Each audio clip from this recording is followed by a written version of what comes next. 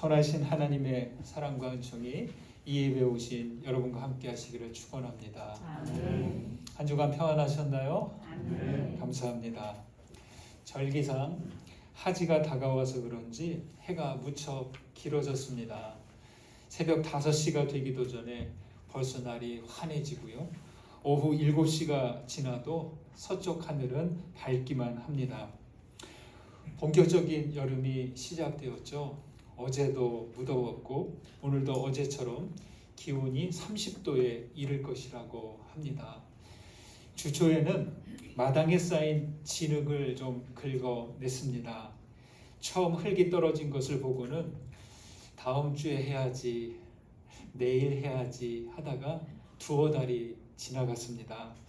주변에 논밭이 있고 농로와 이어져서 차들이 지나가고 트랙터가 지나다니면서 진흙이 떨어져서 굳어져 버린 것이죠.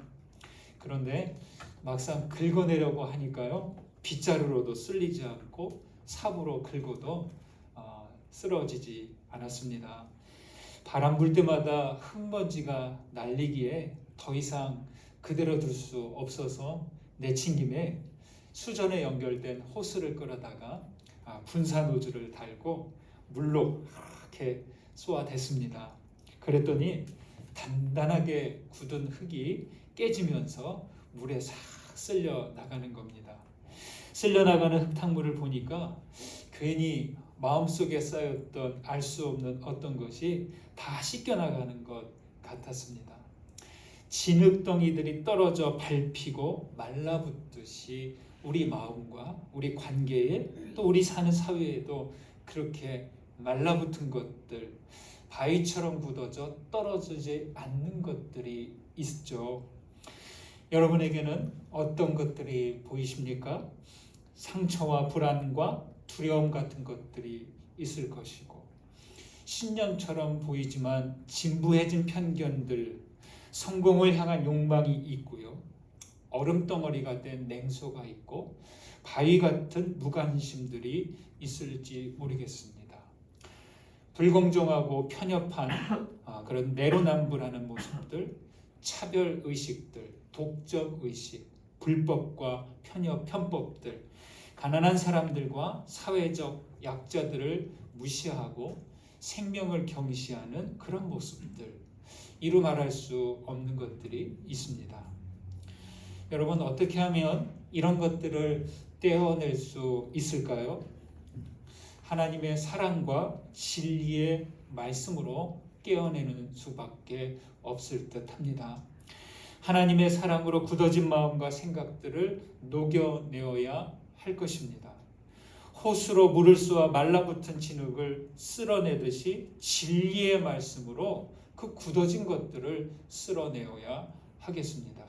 그렇지 않으면 우리 영혼과 관계 속에서, 우리 사회에서 굳어지고 들러붙어서 힘들 때마다 흙먼지를 익히면서 우리를 어렵게 할 것입니다. 그리스 신화에는 헤라클레스라는 인물이 등장합니다.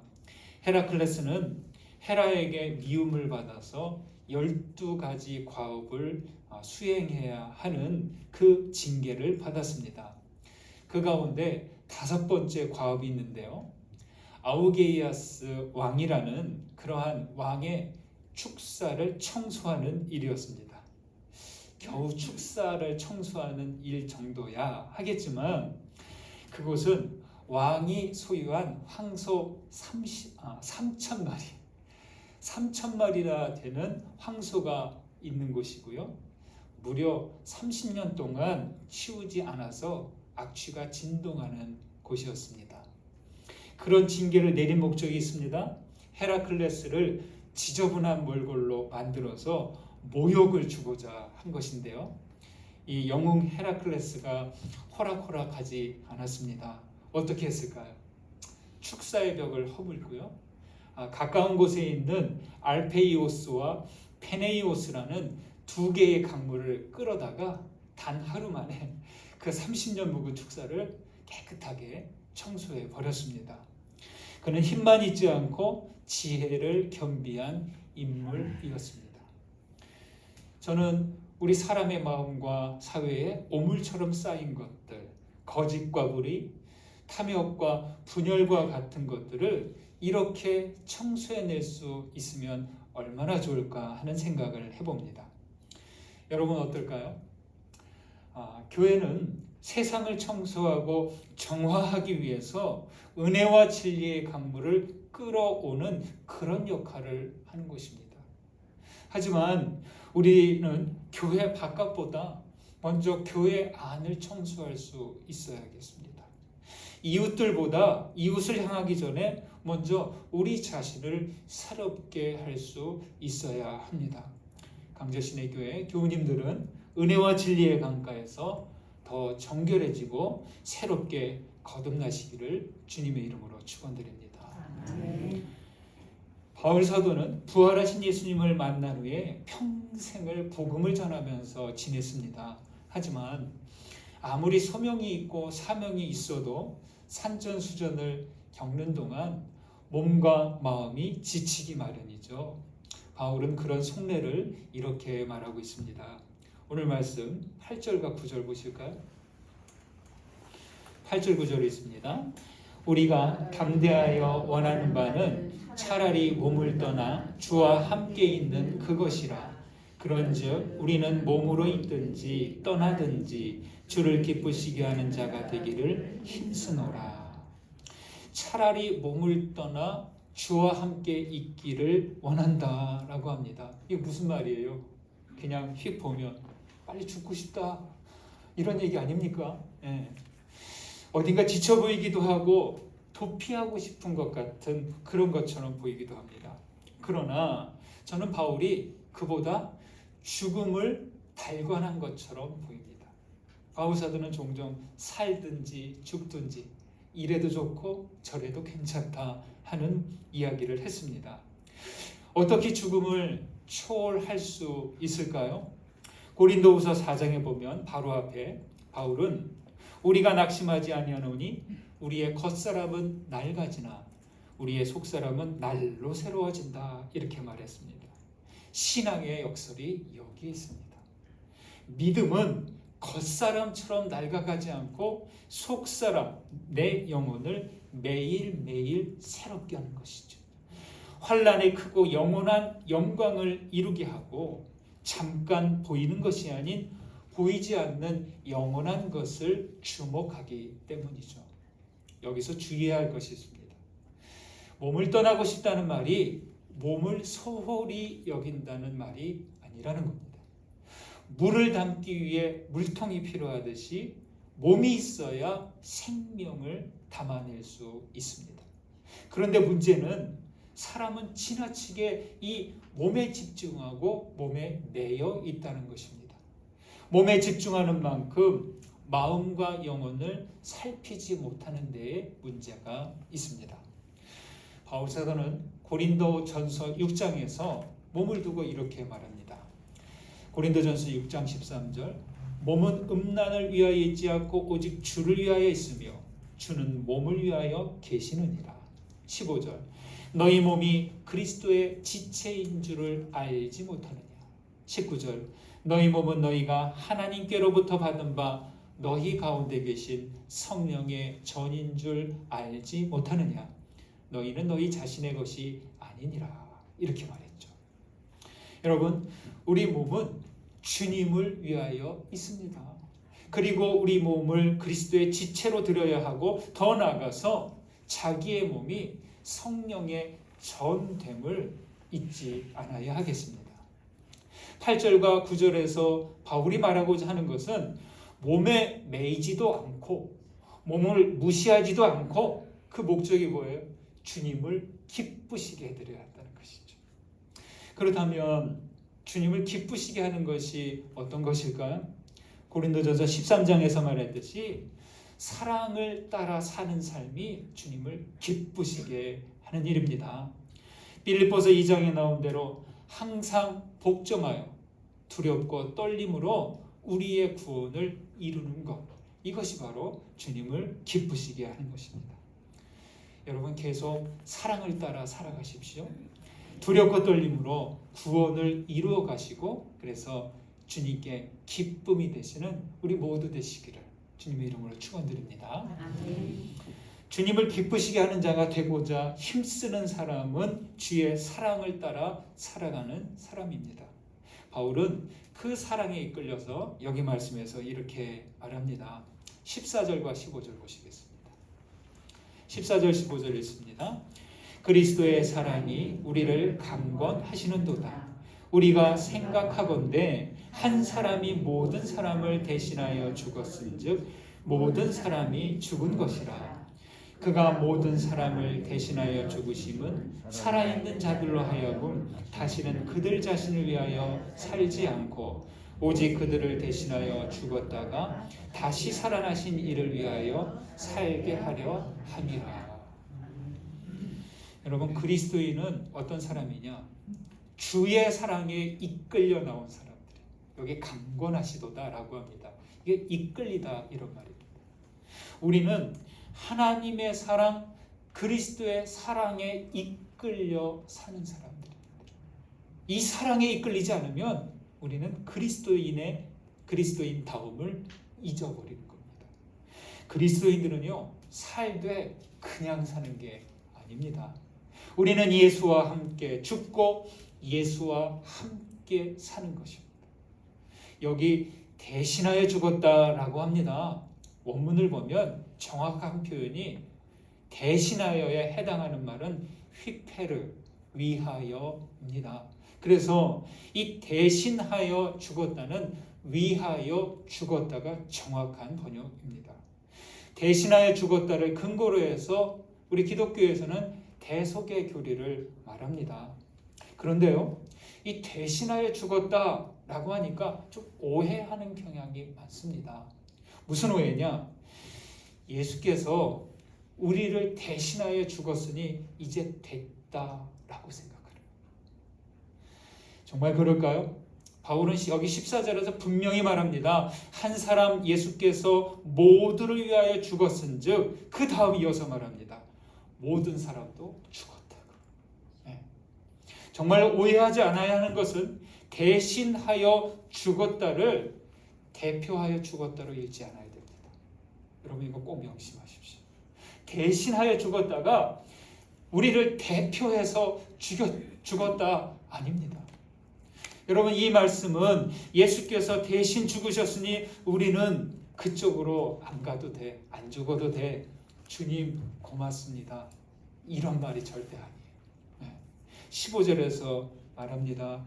예수께서 모두를 대신하여 죽으심은, 즉 모두를 위하여 죽으신 것은 지금 살아있는 우리가 우리 자신을 위하여서 살지 않고 우리를 위하여 죽고 다시 사신 예수를 위하여 살게 하기 위함이다, 이렇게 말합니다.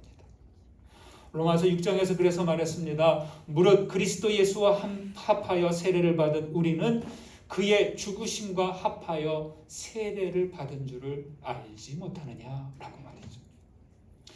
여러분, 대신하여 죽었다, 위하여 죽었다 하고 하는 말은 죽음을 말하는 게 아니에요. 삶을 말하는 거예요. 네.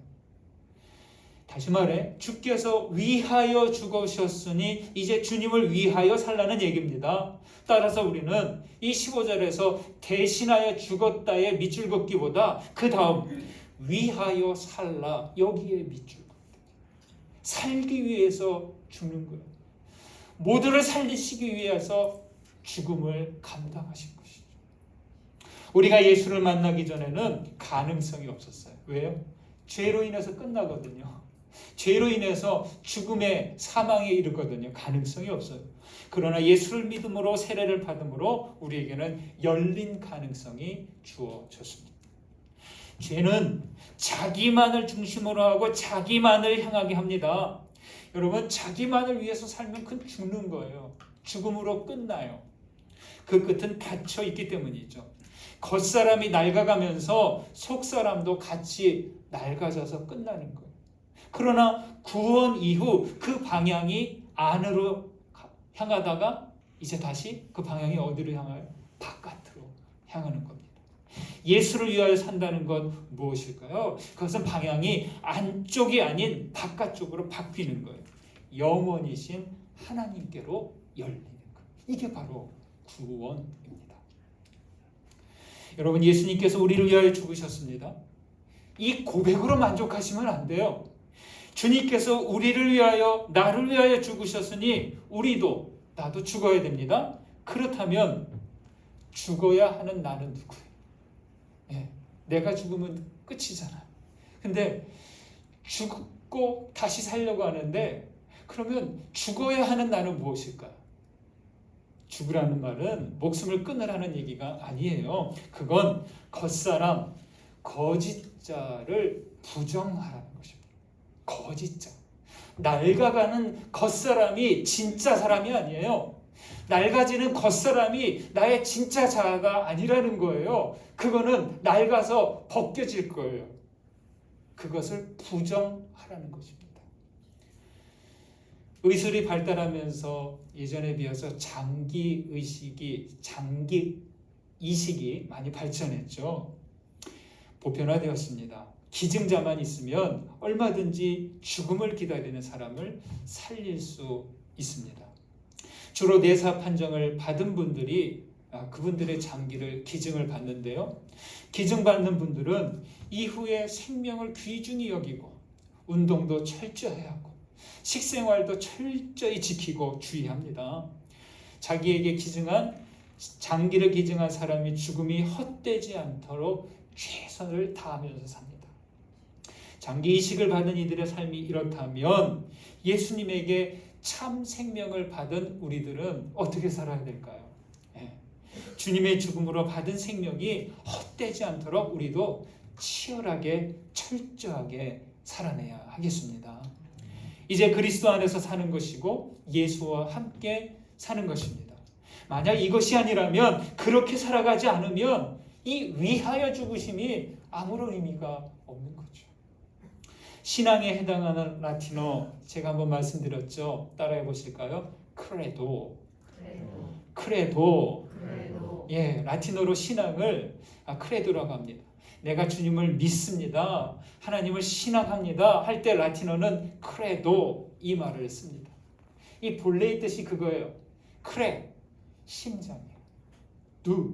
주어서 내어 맡긴다, 고정한다, 그런 뜻이죠. 크레도는 나의 심장을 주님께 드려 맡긴다, 나의 생명을 맡기는 것, 그것이 신앙입니다. 어떻게 그럴 수 있는가요? 현실적으로 그럴 수 없습니다. 예수님께서 먼저 당신의 심장을 내어 주셨기 때문입니다. 나의 심장이 나에게서 떨어지는 순간 우리는 죽는 거예요. 그러나 예수의 심장이 있어서 다시 살 수 있는 것이죠. 여러분, 주님께서 우리를 위하여 죽으셨기에 우리는 예수의 심장으로 살아가는 것입니다. 여러분, 주님을 위하여 사시고 주님과 함께 예수의 심장으로 살아가시기를 간절히 소망합니다. 16절, 17절 말씀을 보실까요? 함께 읽습니다. 그러므로 우리가 이제부터는 어떤 사람도 육신을 따라 알지 아니하노라. 비록 우리가 그리스도도 육신을 따라 알았으나 이제부터는 그같이 알지 아니하노라. 그런즉 누구든지 그리스도 안에 있으면 새로운 피조물이라. 이전 것은 지나갔으니 보라, 새 것이 되었도다. 아멘. 시력이 약한 사람들에게 이 안경은 필수품입니다. 시력이 좋아도 노안이 오면 어쩔 수 없이 안경을 할 수밖에 없습니다. 안경을 새로 맞출 때마다 안경테를 고르고요, 시력에 따라 렌즈를 정합니다. 이 안경테는 이것저것 써보고 자기한테 어울리는 것, 자기 마음에 맞는 것을 정하면 됩니다. 그러나 렌즈는 반드시 시력을 측정한 다음 그 시력에 맞는 렌즈를 넣어줘야 합니다. 저는 초등학교 시절부터 이 안경을 착용하기 시작했어요. 근시가 있고 난시도 생겼고 지금은 노안도 와서 이 안경 없이는 살 수 없습니다. 16절은 육신을 따라 안다라고 합니다. 여러분, 육신을 따라 아는 것은 제한 요소가 많아요. 아무리 우리가 탁월한 지식이 있고 지혜가 있어도 육신 안에서는, 이 몸 안에 갇혀서는 그 이상을 알 수도 없습니다. 그것은 저시력자가 안경을 벗은 채로 지내는 것과 같습니다.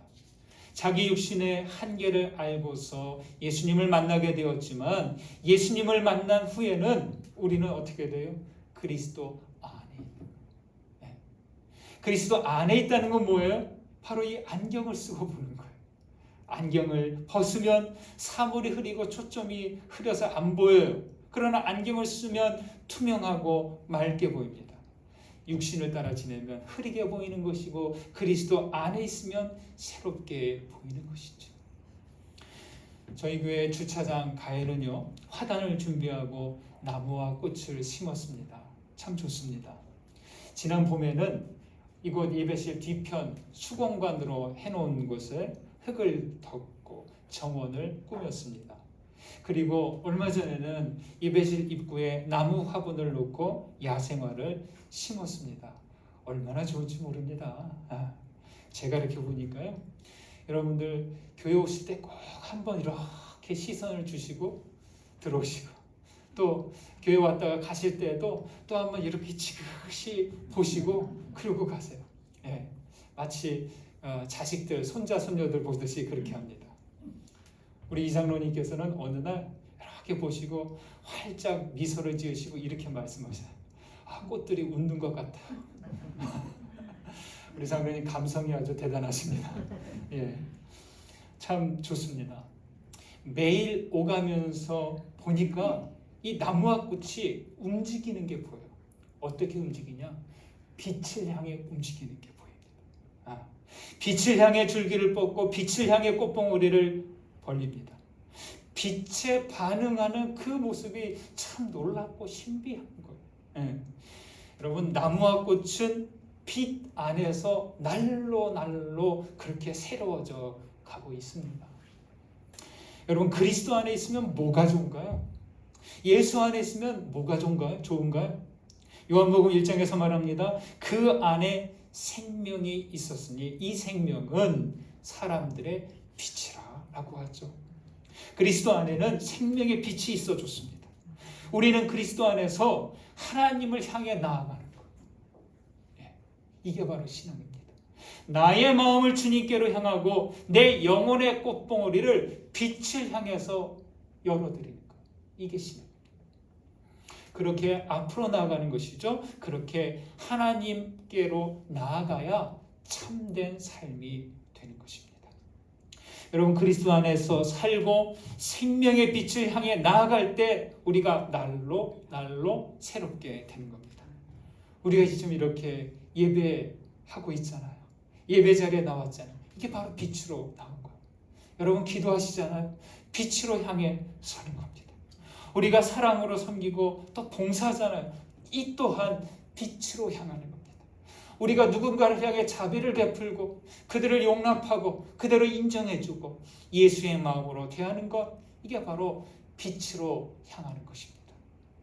하나님을 생각하고 은혜와 진리를 생각합니다. 그와 동시에 우리는 뭘 해야 되냐? 반드시 이전 것을 지나가게 합니다. 이전 것, 낡아가는 것을 지나가게 하는 것. 더 이상 낡아질 겉사람을 붙들지 않는 거예요. 그리고 우리 마음과 관계에 들러붙은 것들을 놓아두지 않아야 됩니다. 상처와 두려움들, 편견과 욕망들, 냉소와 무관심들, 그것들을 진리와 사랑의 강물로 다 쓸어내는 거예요. 여러분, 주님을 기쁘시게 하는 자녀로 살아가십시오. 주께서 우리를 위하여 죽으셨으니 주님을 위하여 살아가십시오. 그리고 그리스도 안에서 새로운 피조물이 되어서 매일매일 새로운 모습으로 나아가시기를 주님의 이름으로 축원드립니다. 받은 은혜 생각하면서 거듭의 기도 드립니다. 오늘 말씀 가운데 울림이 된 것, 또 깨달아진 것 꼭 붙드시고 하나님께 기도하시기 바랍니다. 기도드리겠습니다.